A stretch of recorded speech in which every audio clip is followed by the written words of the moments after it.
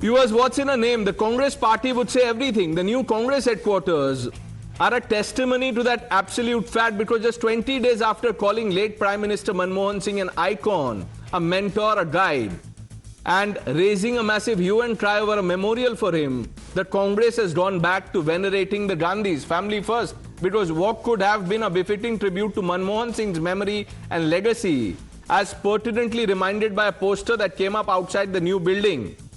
And we'll put those shots so that you know. Ended up following the hallowed traditions of the Congress. It is named after Indira Gandhi.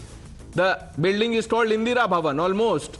As an afterthought, just one room, viewers, was reserved for Manmohan Singh in the 6-storied building. A library has been dedicated to the legend. Let's open this up. Ashutosh Mishra, Kamruzaman ji, Harshvardhan Tripathi, Tushar Gupta, Tuhin Sinha. Kamruzaman Chaudhary ji, Congress was saying that, there should be a space for a grand memorial for Manmohan Singh. All, fair demands. But a poster came up today. First of all, Rahul Gandhi didn't even, say anything, because while he was speaking, there was already chatter on social media. But it can happen. Sometimes you don't pick up things. It's okay. But the Congress says, look, the library is enough. This is a tribute to Dr. Manmohan Singh.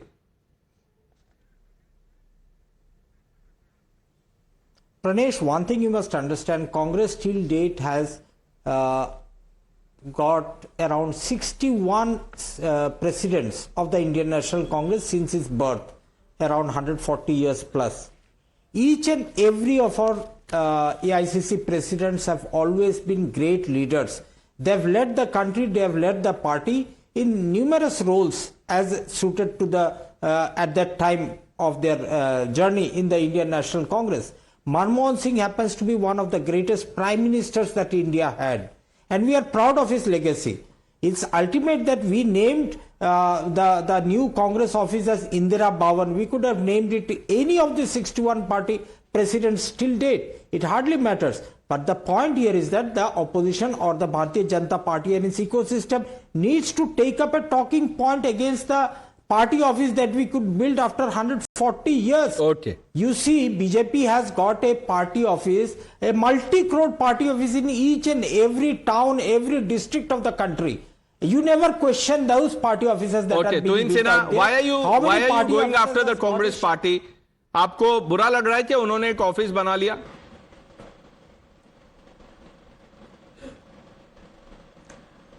Pranesh, at a time when Congress has been going around the country waxing eloquent on being the protector of our constitution, to name it on the person who has inflicted the worst assault on our democracy and on our constitution, I think is a self-goal. They could have easily rather called it Emergency Bhavan. What difference does it make whether they call it Indira Bhavan or whether they call it Emergency Bhavan? Point number two, very clearly what they have given to Dr. Manmohan Singh, a small library named after him, was an afterthought. It was the result of many posters which had come up outside the Congress office asking for Manmohan Singh to be honored. But my pointed question today to the Congress party, when are they giving Baba Babu Jagjeevan Ram his due? When are they giving PV Narasimha Rao his due? When are they giving Sita Ram Kesri their due? These are the three people who have suffered the worst insults by the Congress in the last few decades, and still no attempt has been made to give them their due. Let Kamruzaman Chaudhary answer that if he can. Ashutosh Mishra ji, but to be fair to Tuhin Sinha, उन्होंने posters और photo लगाए हैं. So, the people that you've named, उन सबके posters और photo अंदर लगाए हैं. Now you are objecting to the name. You are saying that तो फिर नहीं, उतना भी नहीं लगाएंगे तो फिर चाइनीज कम्युनिस्ट पार्टी और कांग्रेस में क्या अंतर है?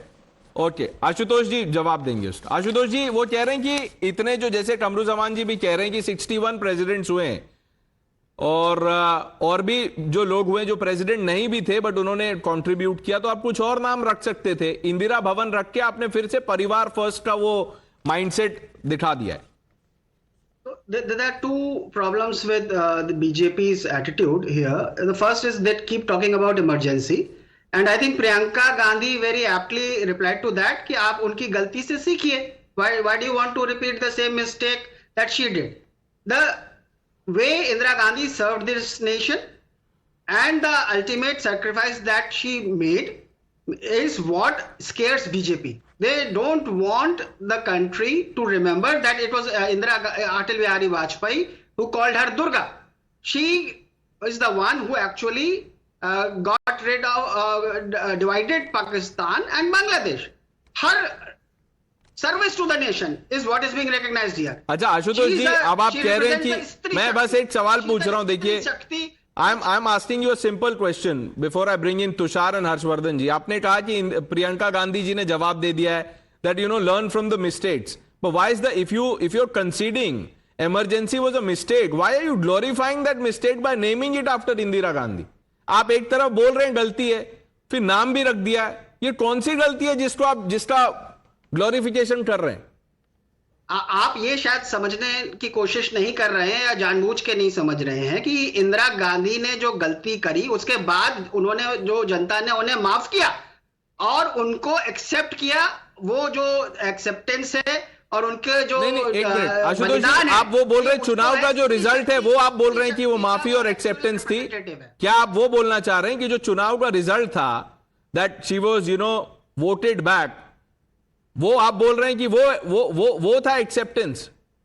वो उसके बाद वो एक्सेप्टेंस था. उसके बाद वो जो है तो मिश्रा जी तो मोदी जी पे 84 तक जो है सरकार उन्हीं की चल तो मिश्रा जी फिर इस हिसाब से आप बोल रहे हैं इंदिरा जी तो मोदी जी को भी तो लोगों ने 3 टर्म में एक्सेप्ट कर लिया, फिर भी आप बोलते हैं कभी मोडानी बोलते हैं, कभी डिक्टेटर बोलते हैं. 240 सीट्स आ गया, फिर भी आप लोग मान नहीं रहे. आप बोल रहे हैं we will wage a war against the Indian state.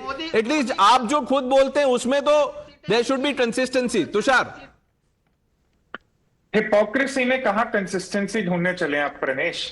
जिनका काम ही हर रात टीवी पर आके एक हिपोक्रेट की तरह बात करने का है, वो क्या कंसिस्टेंसी पे चलेंगे? कंसिस्टेंसी है कि परिवार के आसपास ही कांग्रेस की पूरी कहानी घूमती है. कोई जगह, कोई भवन, कोई सदन, कोई आलय, कुछ भी बनेगा, राजीव, इंदिरा, सोनिया, राहुल, प्रियंका या संजय, इन्हीं के नाम पर रखा जाएगा और किसी के नाम पे नहीं रखा जाएगा. मनमोहन सिंह की आप बात कर रहे हैं, मनमोहन सिंह इनके लिए फॉरगॉटन मेमोरी है. मनमोहन सिंह इनके लिए राज्यसभा का बस एक सिस्टेटिक थे जो दिल्ली सर्विसेज बिल में ऐसी अवस्था में जबरदस्ती पार्लियामेंट लाए गए थे. वो गलत था या वो सही था, लोगों ने देखा.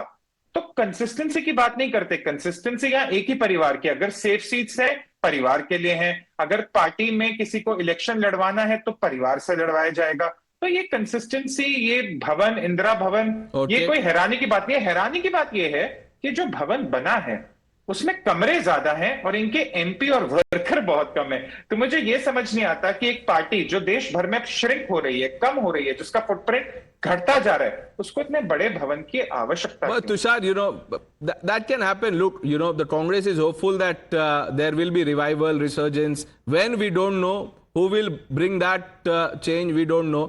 But हर्षवर्धन जी, आपने पूरी आर्ग्यूमेंट सुनी, आशुतोष जी को सुना, आपने कमरुजमान जी को सुना. वो बोल रहे हैं कि देखिए बीजेपी को दिक्कत है या कुछ लोगों को दिक्कत है कि कांग्रेस ने एक नया ऑफिस बना लिया, इसीलिए ये विवाद खड़ा कर रहे हैं. जहां तक मनमोहन सिंह जी को ट्रिब्यूट की बात है तो हमने एक लाइब्रेरी उनके नाम कर दी है.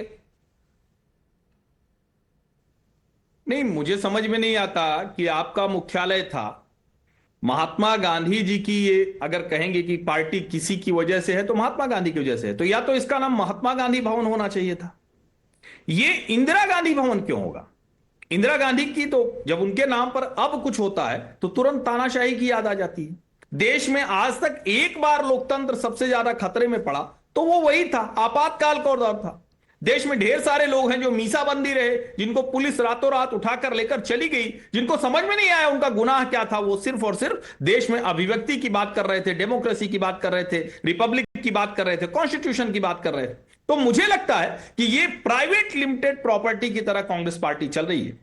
अब ठीक है, लोकतंत्र में कई चीजें ऐसी होती हैं जिस पर आपको लगता है कि एक विकल्प होना चाहिए. मुझे भी लगता है विकल्प होना चाहिए. मेरा भी ये मानना है कि लोकतंत्र में निश्चित तौर पर कई पार्टियां हों, लेकिन आज के समय में यह सोचने की जरूरत है कि क्या कांग्रेस पार्टी जो एक परिवार की, एक प्राइवेट लिमिटेड पार्टी हो गई है, क्या वो डेमोक्रेटिक तरीके से जरा सा भी बिहेव कर रही है? नंबर एक. नंबर दो, क्या गांधी परिवार के अलावा किसी का कोई उसमें भविष्य है? यह भी सवाल खड़ा होना चाहिए. अब ये सवाल तो है, लोग पूछ रहे हैं, अब उसका जवाब कभी आएगा, कब आएगा वो पता नहीं. But we've run out of time, viewers. Gentlemen, I thank all of you, Ashutosh ji, Tuin, Kamruzaman ji, Tushar and Harshvardhan ji for joining us on India Front. The news are with Navika Kumar on the other side.